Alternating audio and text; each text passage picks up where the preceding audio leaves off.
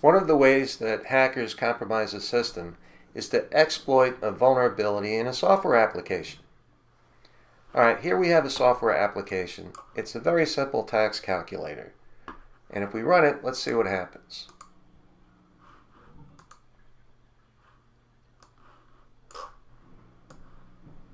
Okay, how about $2,800? Okay, that's too much tax. How about $14? That's still too much tax. Any kind of sales tax is too much tax, in my opinion. Okay, suppose we entered Harry. Ooh, we crashed and burned. Because our program crashed, it means we weren't in control. It went somewhere without us controlling it. Under the right circumstances, a hacker could take advantage of this to take over the system and run his own code. At the very least, the hacker could deny the service of this application by forcing it to crash.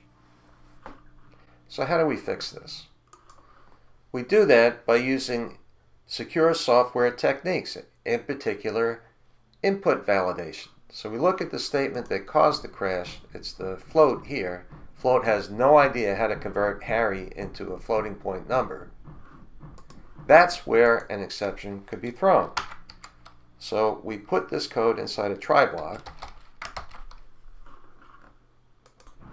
like so. It's all indented just like it would be within an if statement or a for loop or a while loop or whatever. So this is the code that we're protecting. Now let's say an exception is thrown. Well, for that we have an except block. And in there, that's where we want to tell the user, hey, you did something wrong, and then recover from that. All right, so we tell the user right here that is not valid input. Please enter a number.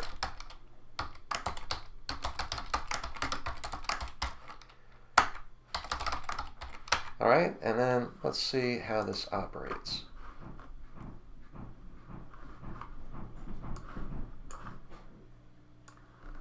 Okay, let's try 2,800 again. Okay, that's too much. How about Harry?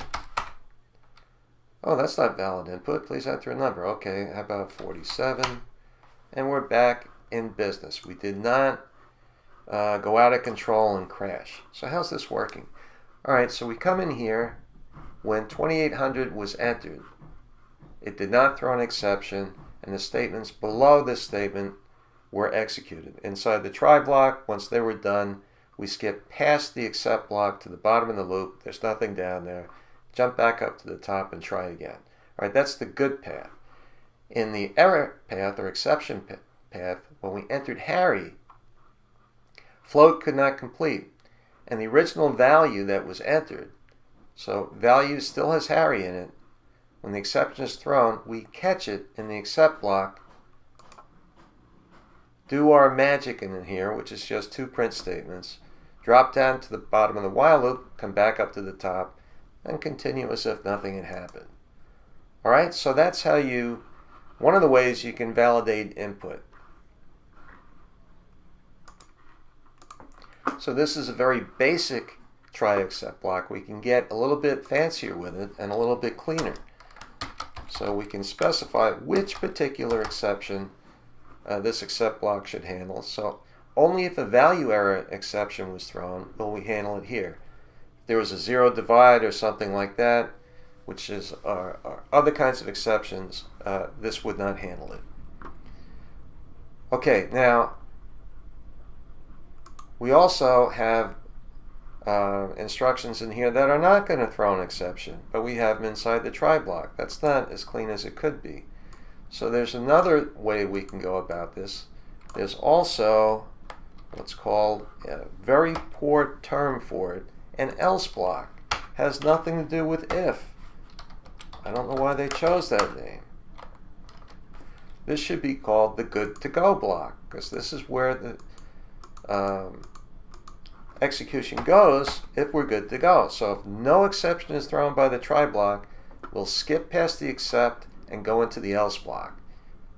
I think you can see why I consider this a bad name for this block. It's good. Are we good to go? Go here. All right, so this is the cleaner way to do it. They both operate exactly the same. I guess I should prove that, right? Run it. Okay, and 3200. Harry. 4400. Okay, so we're back in business. We've successfully handled our exceptions, removed our vulnerabilities.